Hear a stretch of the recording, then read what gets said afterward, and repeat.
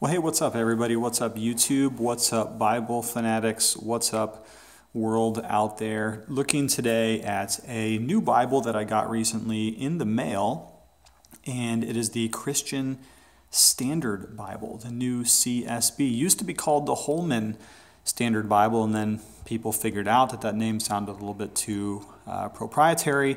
So they made it more generic, and now they call it the Christian Standard Bible, which apparently will be more interesting to people besides those affiliated with Holman Publishing and in general Baptist and Baptistic denominations.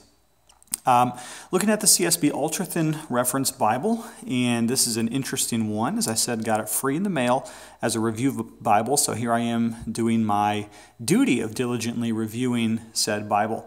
It is a Bible that comes with a few pretty cool features. I'm going to be honest straight off the bat here. Smith-sewn binding, 2-column text, 8.5 size type, decent paper, and would you have a look at this? This is some of the most beautiful synthetic faux leather that I think I've ever seen in my life. In fact, this actually looks really, really good. I've got to give it to the guys at Holman, the CSB folks, for doing this wonderful synthetic cover. Looks really good, has a really nice texture to it.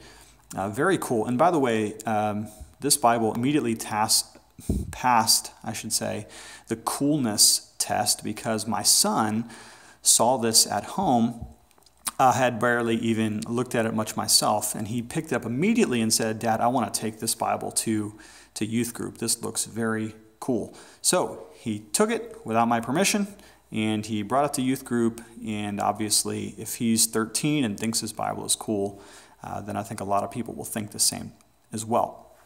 Another thing I really like is this red stitching right here, going about the outer perimeter of the cover. This looks fantastic. I love the simplicity of the black with the embossed cross as complemented by the red thread stitching around the outside. Makes it look like a far more expensive Bible than it actually is.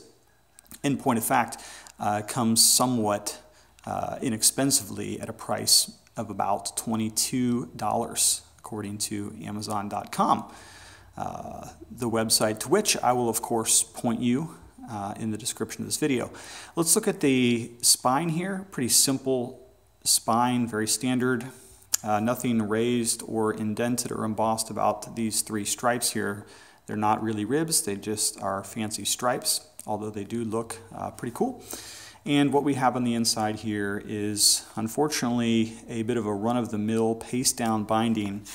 This is slightly thicker paper, of course, which gives it some strength, but I don't have utter confidence that this is going to last you for a lifetime. Looking on the inside of the Bible, we see that it is presented in a very nice-looking 2-column format with your cross-references in the center margin. And this paper is actually pretty decent, considering the price of this Bible at $20-something. The paper is actually pretty nice. Ghosting is fairly minimal. You can see some ghosting here, of course, in the Psalms. That's usually where you see it the worst. Psalms and other poetic sections. It's not bad. On a scale of 1 to F, I give it about a C.3, which makes no sense because that's a totally arbitrary standard. But nevertheless, fairly nice layout here, very clear, very readable. The font has a bold-looking print to it, a little bit. Yeah, it's quite readable. I'm pretty sure I could preach with this. One of the things that I like is for the reference numbers to be bold so you can see them very clearly, and for reference numbers to be differentiated from footnote cues, like the letter here, S, which points down to a textual variation. So there's that, and let's see, is it red letter? Yes, it is a red letter, and to my 40-year-old eyes, these red letters look slightly orangish, so I'm not going to say it's the best red lettering that I've ever seen. But here's the page that my son used, and you can tell because I preached on this text on Sunday, and it's all wrinkly. So I'm wondering, is that my 13-year-old son that made this page so wrinkly, or is that responds to the paper texture and skin perspiration. That I don't know. Haven't used this enough to discern that. One thing that really is in the plus column for these kinds of Bibles and others like it, the Crossway Thin Line series and all that, is this 8.5, 5.5 size is, in my view, the perfect size for a carry-around Bible. Take to church, take to a small group, take to the hospital on a visit. Perfect size. Love these thin lines. Reminds me of the first thin line Bible I ever had. It was a Crossway ESV when it first came out back in like 2003. Well, it came out in 2001, but I didn't catch around until 2003. Love that Bible. Looked a lot like this. Now, as far as the CSB translation, I'm going to pull up agnostic because I have not read it. I know it claims to have the perfect vector between literal rendering of the Greek and Hebrew and receptor language of the translation. Of course, that would be English. As far as intelligibility, that's what the CSB is really going for, that perfect vector between literalness and readability. Whether or not they've achieved that, someone else will have to answer that question because I've not studied the CSB enough other than a few very superficial readings of this particular Bible.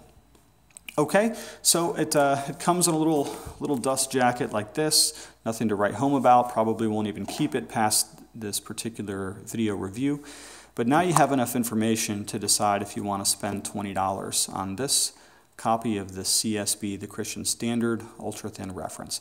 Hope you appreciated this video. Lots more reviews on my Books and Bibles playlist.